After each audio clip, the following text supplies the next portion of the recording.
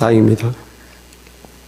이번 주는 아시다시피 고난주간입니다. 고난주간을 맞아서 이 전 세계는 코로나 바이러스라는 재앙으로 고난을 겪고 있습니다. 20세기 초에 미국이 겪었던 1920년, 30년대 대공황이 이 전문가들로부터 예측되고 있는 상황이에요. 4,700만 명이 실직할 것이라고 합니다. 미국인 3명 중에 1명이 직장을 잃을 것이라고 합니다. 지난 2주간에 미국은 1,000만 명이 직장을 잃었습니다. 단기간에 나라에서 돈을 풀지만 이것이 단기간에 해결할 수 있지만 장기적으로는 해결할 수가 없습니다. 그것이 우리가 지금 처한 딜레마입니다. 미국뿐만 아니라 유럽과 한국도 실업률이 엄청나게 치솟고 있어서 이것은 미국만의 문제가 아니라 전 세계적인 경제적인 위기가 장기적으로 찾아올 가능성이 굉장히 크게 되었습니다. 우리들만 보더라도 3주째 집안에서 이렇게 shelter in place, stay at home 명령을 지키며 집안에 갇혀 있죠. 우리도 고난입니다. 이 고난이 4월 말까지 연장되었습니다. 4월 만으로 그치면 참 다행일 것 같습니다. 수많은 사람들이 일터에서 집으로 이제 갇혀 있게 됐어요. 일터를 나가지 않고 집에서 이제 볼일을 보며 또 어떤 사람은 그냥 쉬고 있습니다. 많은 학생들이 학교로 돌아가지 못하고 온라인으로 수업을 하고 있습니다. 정말 전 세계가 우리가 고난주간에 고난받고 있습니다. 하나님은 어디 계실까요? 하나님. 우리는 이렇게 고난받는데 하나님은 어디 계실까요? 하나님은 어떠실까요? 하나님께서는 우리처럼 코로나 바이러스로 고난받고 있지 않습니다. 하나님은 사람들 때문에 고난받고 있습니다. 지금도 고난받고 있습니다. 여러분 생각해 보십시오. 이 전지구적인 전염병, 전지구적인 고통, 인간의 고통, 하나님이 허락하지 않고 일어날 수 있을까요? 그럴 수 없습니다. 평소에는 하나님이 바이러스나 온갖 위험이나 지구만이 생명이 살 수 있죠.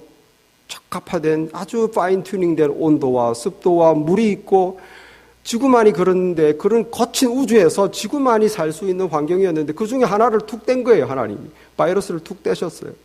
평소에도 하나님은 100만 개의 바이러스를 잡고 있었습니다. 그런데 그 중에 하나를 풀어놓으셨어요. 하나님이 푼 건 아니죠, 물론. 지금 사단이 모두 우리가 괴로움은 사단의 역사입니다. 그러나 하나님이 하나를 문고리를 하나 털으신 거예요. 그 사단이 역사하는 걸 내버려 두시는 거예요. 하나님이 왜 허락하실까? 왜 고난을 허락하실까? 하나님이 이것을 해결할 수 있는데 왜 해결하지 않으실까? 하나님은 뭘 하실까?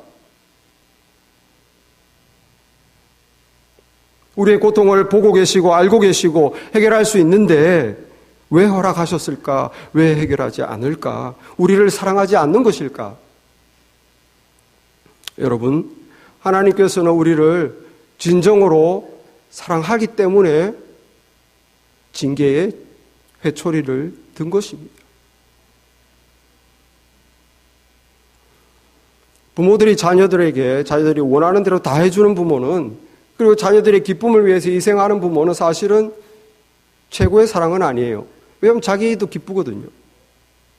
자녀들을 해달라는 대로 해주면 자기도 기쁘잖아요. 그리고 최고의 사랑은 아닙니다. 진정한 사랑은 뭐냐? 자기가 괴로워도, 자기가 아파도 그 자녀를 올바른 길로 이끌기 위해서 징계의 회초리를 댈 수 있는 부모가 더 높은 수준의 사랑이에요.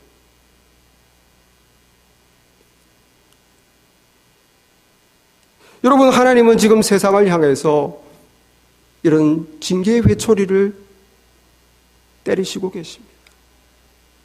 그것이 하나님의 사랑이며 동시에 그 징계의 회초리를 때리는 하나님의 아픔이고 고통이에요.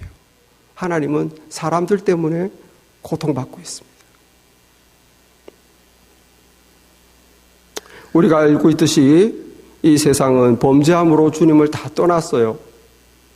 태초부터.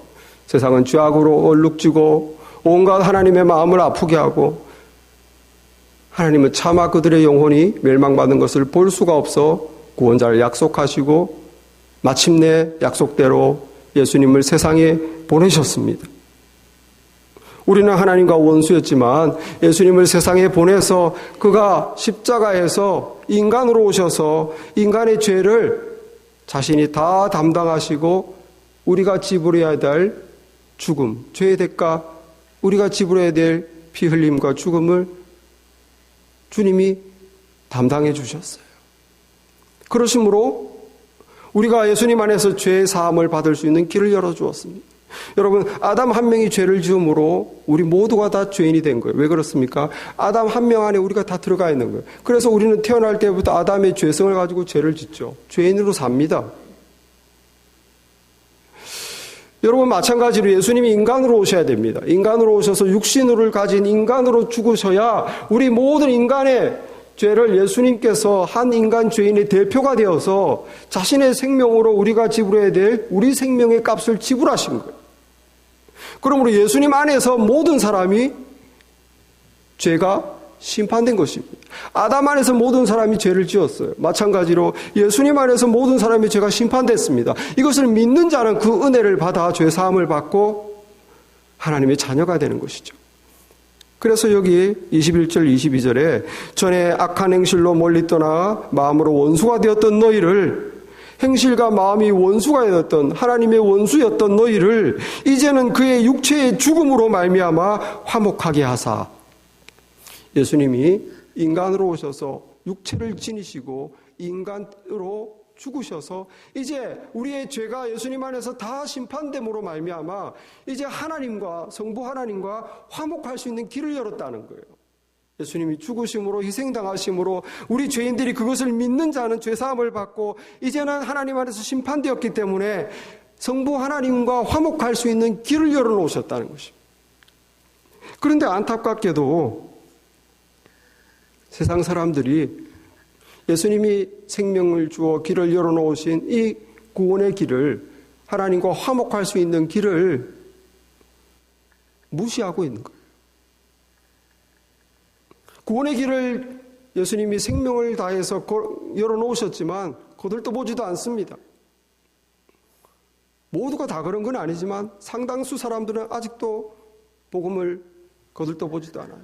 예수님이 십자가 죽으심 나와 무슨 상관이야? 난 아직도 하나님 필요 없어. 하나님과 화목하기 원치 않아. 나는 내 뜻대로 살 거야.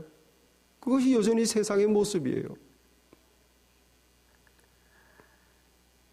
여러분, 전도가 얼마나 어려운지 아시죠?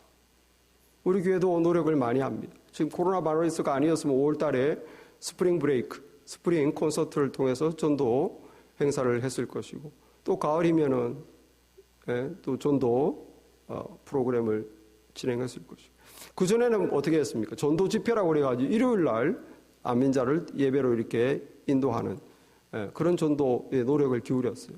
지금도 많은 구역에서는 사람들을 구역으로 초청해서 전도하려고 애씁니다. 또 많은 성도들은 개인적으로 믿지 않는 자들에게 다가가서 전도하려고 노력해요. 여러분, 복음을 받습니까? 아, 나 예수님 믿고 싶다고, 하나님께 가고 싶다고 그럽니까? 얼마나 한 사람을 전도하는 것이 어렵습니까? 그것을 전도를 해본 사람은 알아요. 하나님의 마음을.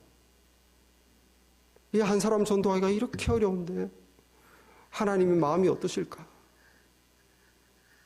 여러분, 믿지 않는 자들을 향한 예수님의 마음, 예수님이 비유로 말씀하셨어요.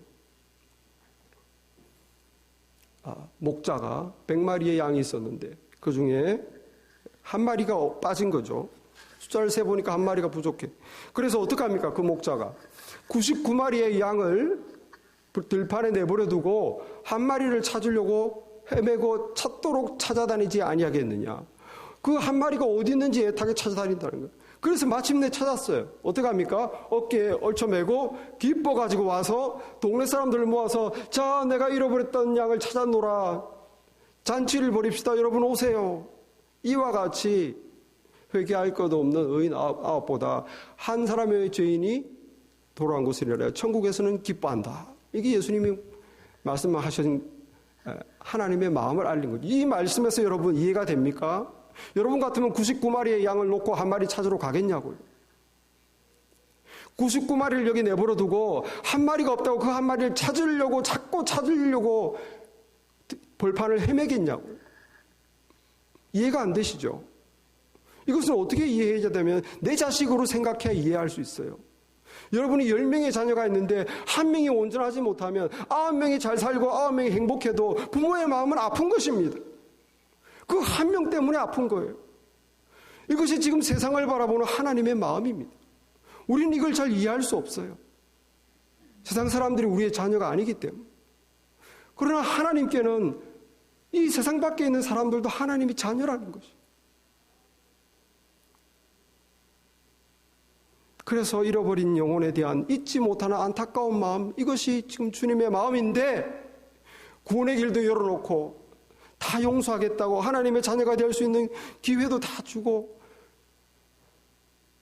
그냥 이 구원의 은혜를 받으라고 하는데 그런데 세상은 어떠냐고. 필요 없다는 것입니다. 주께로 돌아오려고 하지 않습니다. 오히려 매일매일 주님의 마음을 아프게 하는 삶만 살고 있어요. 거짓. 여러분 뉴스에 진실이 있습니까? 다 자기 이익에 따라서, 권력에 따라서, 돈에 따라서 다 거짓말 아닙니까? 조금의 이익을 위해서 얼마나 서로를 속이는 세상입니까? 거짓, 탐욕. 여러분 1%의 사람이 전 세계의 절반의 재산을 가지고 있어요. 여러분 이 코로나 바이러스로 지금 거품이 빠지는 겁니다. 반의 반으로도 살 수 있어요. 너무너무 탐욕스럽다는 거예요. 없어도 될 걸 계속 사고 지나친 거예요. 얼마나 음란합니까? 지금은 결혼하지 않고 성관계를 한다는 그런 말을 하면은 바보 취급을 다. 그런 엉터리 같은 음란한 세상이 됐어요. 여러분 사람들은 다 죄 속에서 즐겁고 만족하게 살고 있어요. 그리고 하나님을 무시합니다. 하나님이 왜 필요해? 구원의 십자가 난 필요 없어. 난 지금이 좋아. 내 생명, 내 생활, 내 능력으로 내가 돈 벌어 살 수 있어. 그렇게 하나님을 인정하지 않고 예배하지 않는 그 죄 가운데 있는 거예요. 구원의 길을 열어놨음에도 불구하고 하나님이 예수님을 희생했음에도 불구하고 그러니 하나님의 마음이 어떻겠습니까? 여기 주님의 고난과 고통이 있는 것입니다. 오래 참으셨죠. 수십 년을 참으셨죠. 여러분 주님의 이 마음을 예수님은 비유로 또 말씀해 주셨습니다. 당자 얘기하시죠. 한 부자가 두 아들이 있었는데 둘째 아들이 자기 마음대로 살고 싶은 거예요. 그러니 아버지가 살아있는데 아버지에게 자기의 유산을 달라고. 나 이제 독립하고 싶다고. 그래서 이 아들이 나가서 딴 나라 가서 마음대로 그냥 자기 원하는 대로 막 삽니다. 부모 없는 자식처럼 내 뜻대로 살겠다. 그런데 이 아들이 어느 날 갑자기 아버지를 생각해요. 언제 아버지를 생각합니까? 먹고 살기 힘들 때. 그 재산을 딴 나라 가서 장기와 함께 다 탕진하고 나서 이제 먹을 게 없어서 돼지 우리에 들어가서 돼지가 먹는 쥐염 열매를 먹으려고 할 때 그때 이 둘째 아들이 탄식하는 거예요. 뭐라고 탄식합니까? 내 아버지에게는 양식이 풍족한 품꾼이 얼마나 많은고. 내 아버지께 돌아가자. 품꾼의 하나로 써달라고 하자. 여러분 이 둘째가 언제 아버지를 생각하고 언제 아버지께 돌아옵니까? 어려워야 돌아오는 것입니다. 회초리를 맞아야 돌아오는 것이에요. 여러분 하나님께서 왜 이런 어려움을 허락하십니까? 이 세상에 코로나 바이러스라는 이 회초리를 왜 때리시냐는 거예요.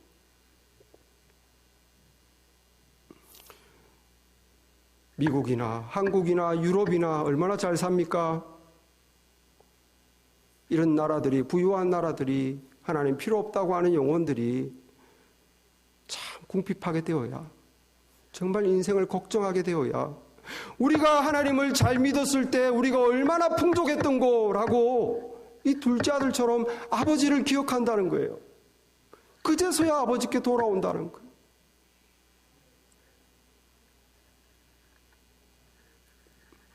그것이 바로 하나님께서 세상을 힘들게 하시는, 회초리를 때리시는 이유입니다.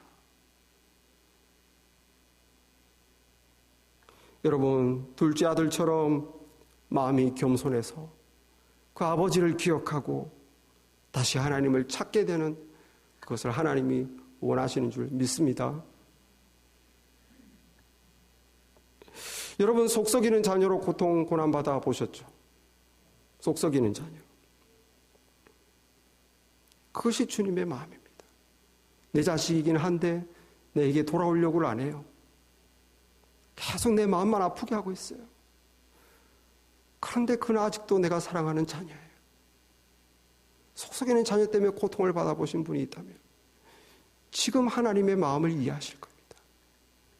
지금 하나님이 어딨냐고요? 하나님 뭐 하냐고요? 하나님은 우리 때문에 고통받고 있는 거예요. 이 세상 때문에 하나님은 고난당하고 있습니다. 지금도 집 나간 자녀를 향해 정신 차리고 돌아오라고 회초리를 때리는 거예요. 눈물을 흘리면서 사랑의 회초리를. 그 회초리를 때리는 하나님의 마음이 어떻겠습니까? 여러분이 하나님의 자녀를 회초리로 징계할 때 그 마음이 어떠냐? 그것이 지금 고난주간에 주님이 당하시는 고통입니다. 여러분, 바울은 이 주님의 마음을 알았습니다. 이 세상을 향한 주님의 마음, 그의 육체의 죽음으로 말미암아 화목하게 하는 길을 열어놓았건만 세상은 여전히 하나님께 돌아오기를 거부하는, 이것을 보고 바울은 하나님의 그 고통과 아픔을 느끼고 뭐라고 말합니까? 이 복음은 천하 만민에게 전파된 바요, 나 바울은 복음의 일꾼이 되었노라. 나는 하나님의 마음을 아는 자로서, 하나님의 고난과 고통을 아는 자로서 나는 복음의 일꾼 되었다는 거예요. 돌아오지 못하고 있는 그 자녀를 향해 아파하는 하나님 마음을 아는 자로서 나는 이 복음을 전하는 자가 되었다는 것입니다. 여러분, 이 고난 주간에 저희와 여러분이 세상을 향한 하나님의 마음을 같이 느끼고 같이 아파하고 우리가 복음의 일꾼 되기를 바랍니다. 바울같이 하나님의 그 마음, 아픈 마음을 같이 가지고 우리도 복음의 일꾼 되어야 되는 것입니다. 교회가 전도하지 않고 복음 전하지 않고 교회가 무엇을 했습니까? 그냥 자기들 그냥 몸집만 불리고 자기들끼리 모여가지고 하나님의 아픔을 이해를 못하는 거예요. 여러분, 우리 주님께서 고통과 고난 받으시는 데에는 이 세상만 주님을 아프게 하는 것이 아닙니다. 안타깝게도 또 하나의 이유가 있습니다. 그것은 주님께서 희생하시고 목숨을 내어 주어서 만들어 놓으신 교회, 주님은 이 교회 때문에 고통받고 있고 고난당하고 있어요. 자기 자식 때문에, 집안에 같이 살고 있는 자식 때문에 고난당하고 계시다는 거예요. 여러분, 24절 말씀 보시면 이렇게 바울이 말합니다. 나는 이제 너희를 위하여 받는 괴로움을 기뻐하고 그리스도의 남은 고난을 그의 몸된 교회를 위하여 내 육체에 채우노라. 예수님의 고난이 남았대요. 예수님은 십자가에서 육체의 완전한 고난, 생명을 다하셨죠. 모든 고난이 끝났습니다. 지금 여기 예수님의 남아있는 고난은 무슨 고난입니까? 마음의 고난이에요. 예수님의 마음의 고난이 무엇 때문에 있습니까?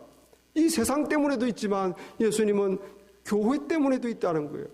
그것을 알고 바울은 내가 이 교회를 위하여 내 육체에 예수님의 남은 고난을 채운다.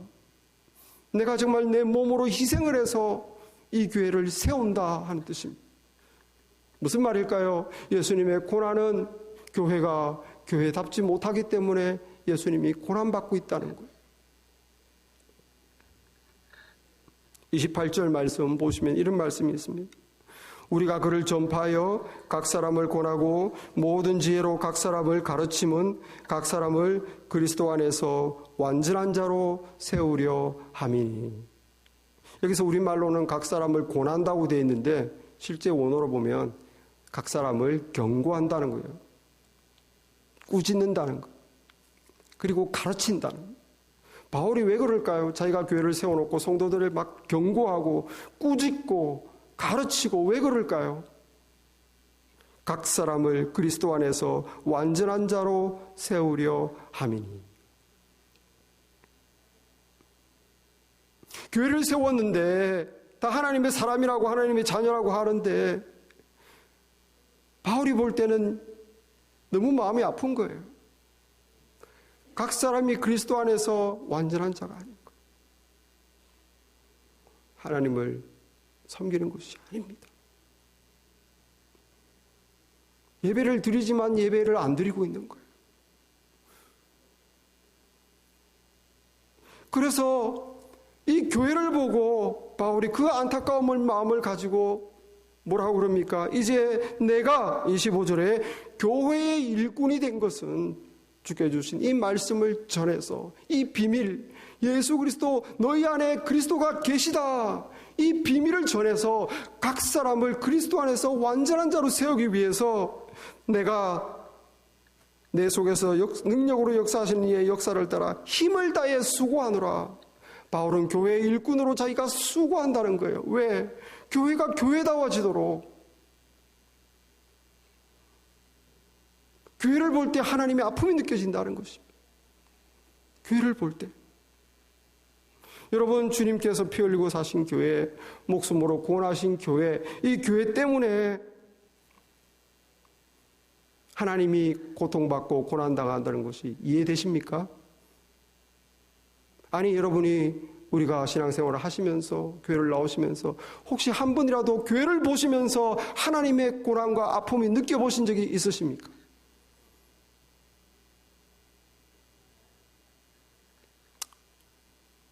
여러분, 주님의 이 고난은 탕자 얘기에서 아버지가 첫째 아들로 인해서 받는 고통입니다. 첫째 아들. 둘째 아들이 회개하고 돌이켜서 돌아왔어요. 아버지가 너무 좋아서 가락지를 끼키고 신발을 신기고 새 옷을 입히고 목욕을 시키고 송아지를 잡아가 잔치를 벌립니다. 들판에서 하루 종일 일하고 돌아온 첫째가 아니 이게 무슨 소리지? 집에서 이게 무슨 잔치 소리가 나? 우리 집인데. 그러니까 집에서 나온 종이 말하는 것이죠. 둘째가 살아 돌아왔어요. 동생이 살아 돌아와서 아버지가 기뻐가지고 송아지를 잡아서 동네 사람을 다 부르고 잔치를 벌였습니다. 그 말을 듣자마자 첫째 형은 화가 났어요. 뭐라고? 그리고 안 들어가는 거예요. 그러니까 종이 얼른 들어가서 아버지께 보고를 했어요. 첫째가 지금 화가 나서 안 들어오고 있습니다. 아버지가 나가서 말합니다. 얘야, 너 왜 그러니? 동생이 돌아왔다. 들어가서 잔치하자. 그때 형이 뭐라고 그럽니까? 아버지, 내가 여러 해를 아버지를 위해서 수고하고 고생하고 일하고 아버지 일 이렇게 도왔는데 내한테는 염소 새끼라도 주어서 나와 내 벗으로 즐기게 한 적이 있습니까? 그런데 아버지 재산을 가지고 나가서 장녀들과 함께 다 날려버린 이 아들이 돌아왔을 때 아버지가 이 아들이 왔다고 살진 송아지를 잡으시다니 말이 되는 겁니까? 나한테는 조그만 잔치도 안 해주고 나는 아버지를 왜 그렇게 일을 했는데 아버지 속썩인 이 자녀를 위해서 잔치를 베풀다니 이래도 되는 겁니까? 그때 아버지가 뭐라고 그럽니까? 얘야, 너는 나와 항상 같이 있으니까 내게 바로 다 네 거 아니냐. 근데 네 동생은 지금 죽었다가 살아났으며 내가 잃었다가 다시 얻었으니 우리 같이 즐거워하고 기뻐하는 것이 마땅하지 않냐 라고 첫째 아들에게 말하죠. 여러분, 이 첫째 아들의 문제가 뭡니까? 첫째 아들의 문제는 자식인데 자식이 아닌 거예요. 종인 거예요. 종. 분명히 그 집의 큰아들인데 마음과 행동은 종 같다는 거예요. 아버지를 주인처럼 생각하면서, 아버지가 아니라 주인이에요. 열심히 일하고, 내가 이랬는데 뭐 좀 안 주나. 일 안 하면 나 야단칠 거 아닌가. 종이죠.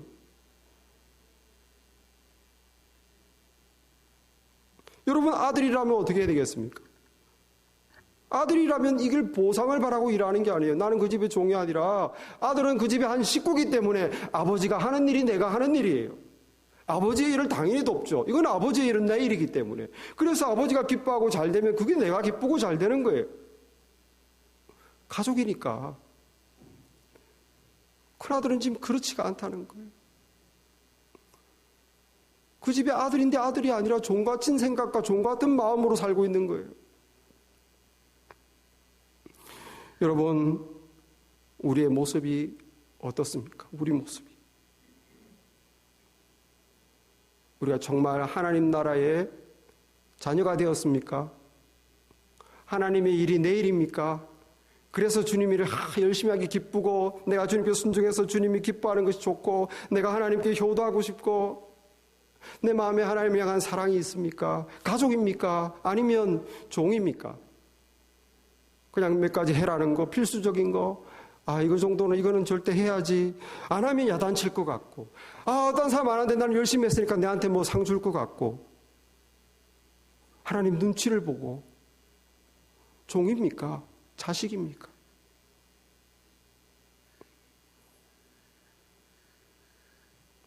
여러분, 그 집에 그 아버지가 이 큰아들을 보면서 얼마나 마음이 아팠을까요?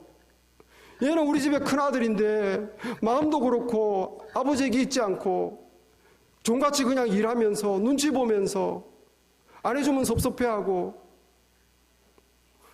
자기가 뭐 했는데 좀 기대하고 내가 이렇게 했으니까 나한테 뭐 좀 해줘야 되는 거 아닌가? 아버지가 그걸 보면서 얼마나 안타까워했을까요? 얘야, 넌 왜 이러니 도대체? 너는 우리 이 집의 아들이야. 너는 내 자식이야. 왜 나를 사랑하지 못하고 믿지 못하고 내 일이 너의 일인데 나의 일을 너의 일처럼 생각하지 못하고. 아버지가 마음이 아픈 거예요. 같이 살고 있는데 자식인데 자식이 아닌 것이죠.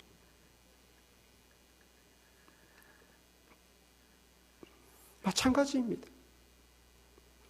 교회고 우리가 성도인데 하나님의 자녀인데 하나님에 대한 사랑이 아니라 종처럼 눈치를 보면서 꼭 뭐 해라고 하는 건 좀 하면서 그럼 하나님 마음이 얼마나 아플까요? 왜 나를 사랑하지 못하느냐? 왜 나를 믿지 못하느냐? 왜 내 자녀처럼 살지 못하느냐? 왜 하루하루를 내 안에서 살지 못하느냐? 그게 하나님의 아픔이에요. 교회를 보면서 느끼는 아픔.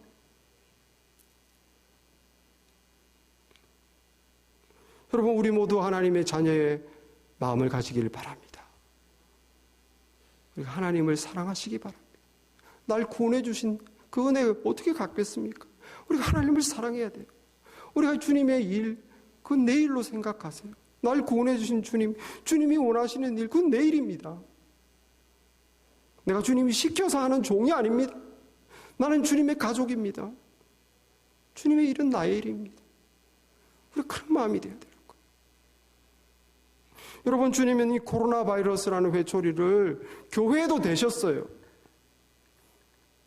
수많은 성도들이 나올 수가 없게 됐습니다. 주님이 교회에도 회초리를 때린 거예요. 모이지 마. 모여서 봉사 필요 없어 하지 마. 구역 모임 하지 마. 기도회 하지 마. 주님이 교회 회초리를 때린 거예요. 각자 떨어져서 스스로를 생각해 보라는 거예요. 생각해 보라. 내가 하나님의 자녀로 신앙생활을 하는가? 아니면 종같이 그렇게 하나님 눈치 보며 신앙생활을 했는가? 내 안에 하나님에 대한 사랑이 있는가? 감사가 있는가? 여러분, 하나님께서는 이 시기에 우리가 우리 스스로를 돌아보기 원하십니다. 각 사람을 그리스도 안에서 온전케 하시기를 원하십니다. 여기에 하나님의 감추었던 비밀이 세상에 드러나서 성도들에게 나타났다고. 그게 뭡니까? 너희 안에 계신 그리스도니, 너희 안에 계신 그리스도니. 여러분, 우리 안에 예수님이 계십니까? 그게 정말 예수님이 묻고 싶은 질문이에요. 너희 마음에 내가 있냐는 거예요. 정말 나를 사랑하고 나와 살아가느냐, 나를 너희 마음에 영접해서 너희 삶에서 내가 함께 살아가고 있느냐, 너와 내가 한 집에 살고 있느냐, 그게 주님이 정말 묻고 싶은 질문.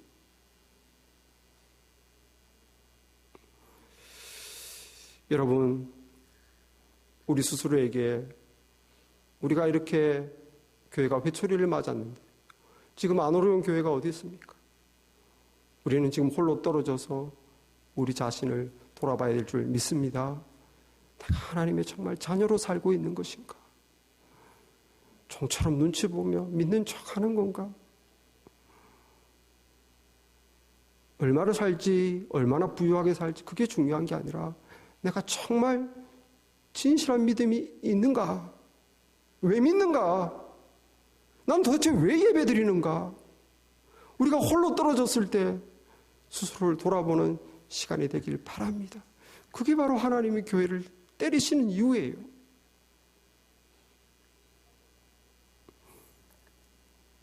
바울은 그 하나님의 주님의 아픔을 느꼈습니다. 주님이 생명 바쳐 피 흘려 교회를 세웠건만 각 사람이 그리스도 안에서 온전치가 못한 거예요. 그 마음에 예수님이 없는 거예요. 그 예수님의 아픔이 바울에게 느껴진 것입니다. 그래서 바울이 뭐라고 그럽니까? 나는 교회의 일꾼 되었노라. 예수님의 이 아픔을 내가 느끼고 내가 이 교회를, 각 사람을 그리스도 안에서 온전한 자로 세우기 위해서 내가 육체에 내 고난을 채운다. 예수님의 남아있는 고난을 내 육체에 채운다. 교회의 일꾼 되기로 결심한 거예요.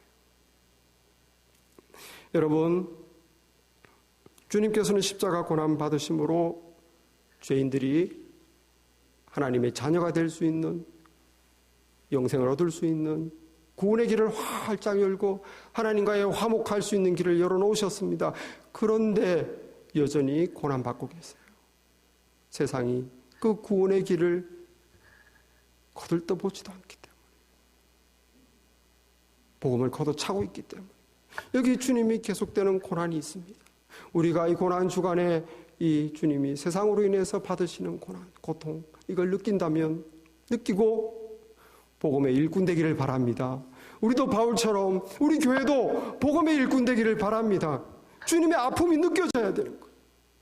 잃어버린 양 하나를 안타깝게 여기는 그 주님의 아픔이, 목자의 마음이 느껴져야 우리가 복음의 일꾼 되지 않겠습니까? 이 고난 주간에 주님의 고난을 느껴져야 돼요. 여러분, 주님의 고난 아직도 남아 있습니다. 교회를 향한 주님의 남은 고난을 내 육체에 채운다. 바울은 주님의 교회 때문에 당하시는 그 고난을 느꼈어요. 여러분, 우리가 이 기간에 무엇을 해야 되겠습니까? 우리 자신을 돌아봐야 돼요. 내가 정말 그리스도 안에서 온전한 자로 서 있는가? 내 안에 예수님이 계신가? 다시 기초로 돌아가야 됩니다. 다시 처음으로 돌아가야 되는 거예요. 난 도대체 무엇을 믿고 있는가? 나는 수년째, 수십 년째 도대체 무슨 생활을 하고 있는가? 내 안에 예수님이 계신가? 나는 하나님의 자녀인가? 다시 돌아가야 돼요. 그래서 우리 자신을 다시 세우기를 바랍니다. 그리고 교회를 향하여 느끼시는 하나님의 주님의 그 고통, 그 아픔이 느껴져서 나도 교회의 일꾼 되리라. 나도 교회를 세우리라.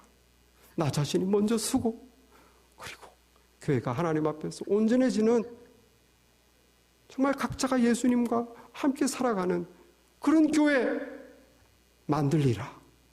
저와 여러분이 교회의 일꾼 되리라 결심하시기를 바랍니다. 기도하겠습니다.